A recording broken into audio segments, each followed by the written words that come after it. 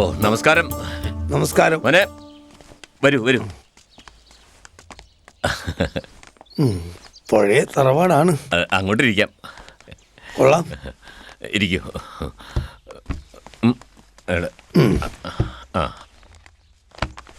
മോനെ, അപ്പം ഇതിനെപ്പറ്റി അറിയാലോ. നമ്മൾ ഗൾഫിലേക്കോ അവിടത്തേക്കോ ഇവിടത്തേക്കൊക്കെ കുറച്ച് ആളെ കയറ്റിയിട്ട് കുറച്ച് പൈസ ഉണ്ടാക്കിയിട്ടുണ്ട്.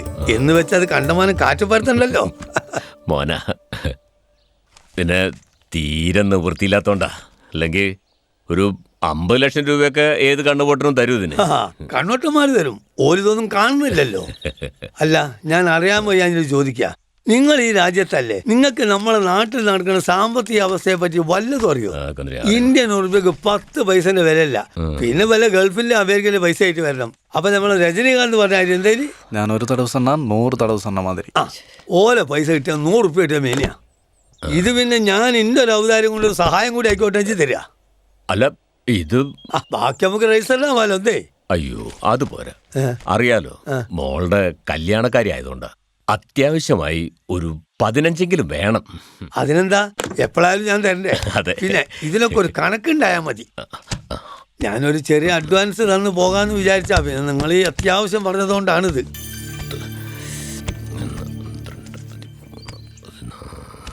ആ വക്കീലെ, നിങ്ങളൊരു കിതാബ് ഉണ്ടല്ലോ, എന്താണ് എൻ്റെ പേര്? Penal code. എന്ത് കോഡായാലും ശരി.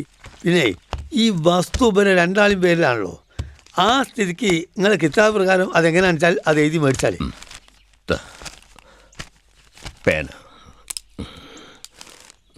ആ പൈസ കിട്ടിയ സന്തോഷത്തോടു കൂടി തന്നെ ഒപ്പിട്ടോളി. വാ.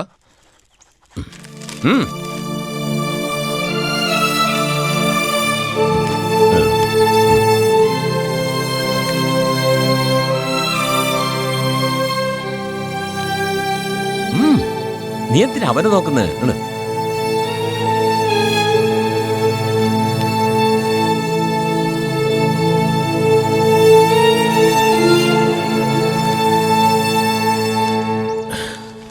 കൃഷ്ണ,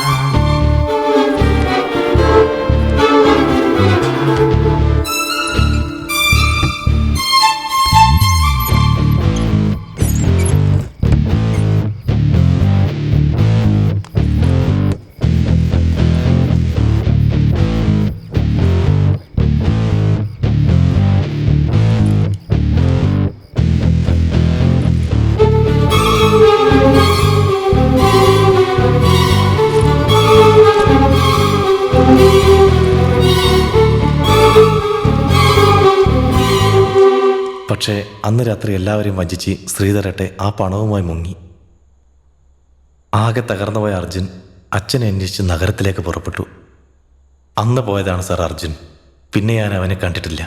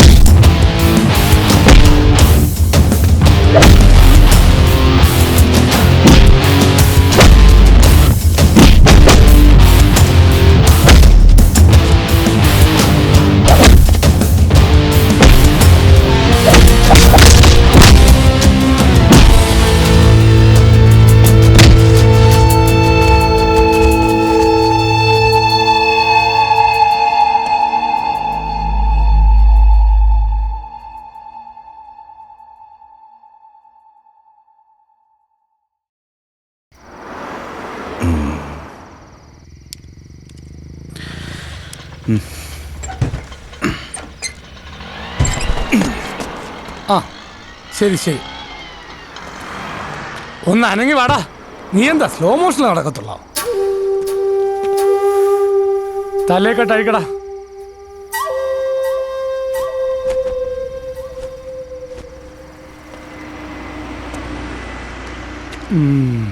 എന്താടാ വണ്ടിയില്? പിരട്ടോ കുഴലോ? അത് വീട്ടു സാധനങ്ങളാണ് സാറേ. വീട്ടു ചാമാനം. ഒരു കാര്യം ചെയ്യ്, ഒരു 500 അവിടെ കൊടുത്തിട്ട് പോ. എന്തിനാ സാർ? ബുക്കും പേപ്പറും ഉണ്ട്. ഓ, അപ്പൊ നീ കാര്യം അറിഞ്ഞിട്ടേ കൊടുക്കത്തുള്ള. കാഴ്ചത്തോടെ മോനെ 4 അക്ഷരം കൂട്ടിവാക്കാൻ അറിയാത്ത ഇപ്പൊ നിയമം അറിയണം. ലൈസൻസ് എടുക്കടാ. ആ ഇങ്ങോട്ട് എടുക്കടാ.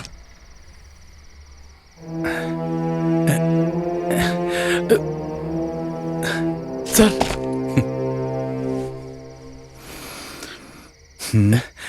എന്റെ പൊന്നു സാറേ, മാപ്പാക്കണം. കുഞ്ഞുകുട്ടി പരാധീനതകൾ ഉള്ളതാ. റിലാക്സ്. കാശ് വാങ്ങുമ്പോഴും മുട കാണിക്കരുത്. ഈ കുഞ്ഞുകുട്ടി പരാധീനങ്ങളുടെ കഥ തന്നെ പറയണം. Much better.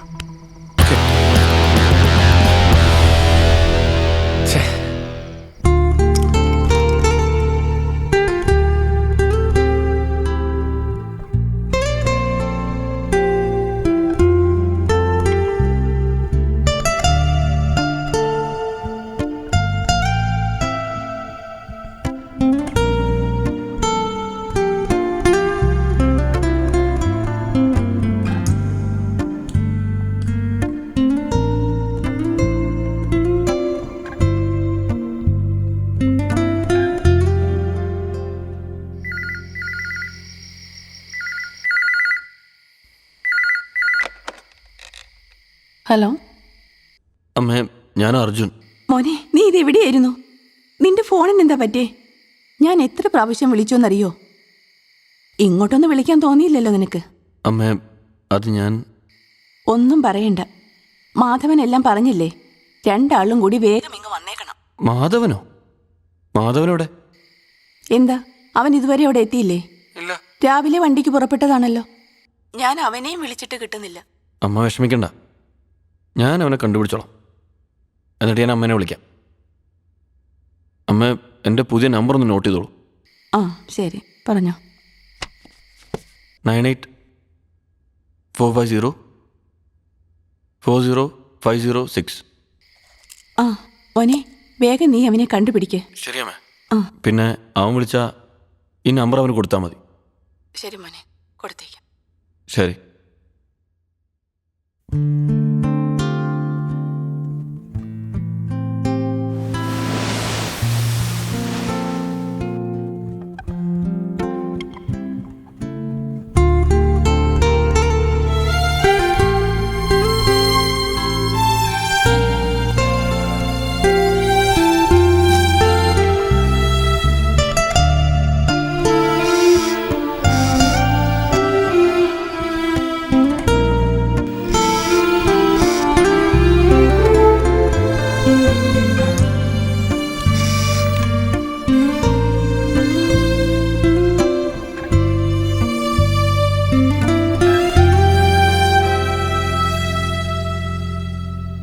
എടാ, ഞാനാ മാധവനാ. നീ ഇതെവിടെയാ? ഞാനിപ്പോൾ പോലീസ് സ്റ്റേഷനിലാ. പോലീസ് സ്റ്റേഷനിലോ? അതെ. എന്താ പ്രശ്നം? പ്രശ്നമൊന്നുമില്ല. ഞാനങ്ങോട്ട് വരാം. ഞാനിപ്പോൾ ഇറങ്ങാൻ പോവാ. എന്നോട് പോയിക്കാളാൻ പറഞ്ഞു.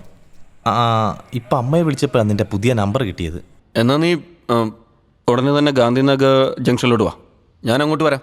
നിനക്ക് അങ്ങോട്ട് വരാനുള്ള വഴി അറിയൂ? അതൊക്കെ ഞാൻ കണ്ടുപിടിച്ചോളാം. ശരി. ശരിയടാ.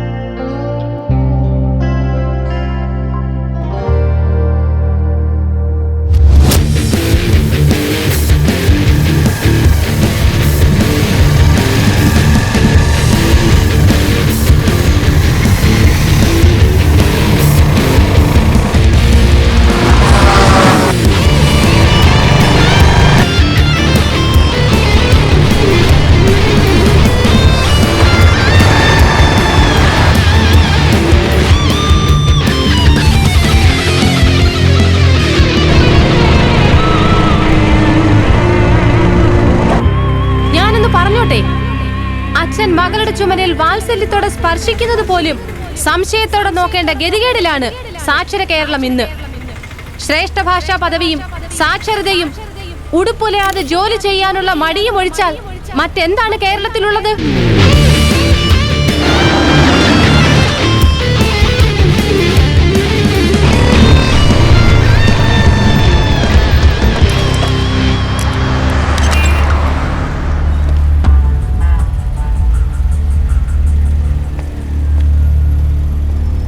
പ്രിയപ്പെട്ടവരെ, ഞാൻ അധികം ദീർഘിപ്പിക്കുന്നില്ല. ഈ ഉപവാസ സമരം ഞാൻ ഉദ്ഘാടനം ചെയ്തതായി പ്രഖ്യാപിക്കുന്നു.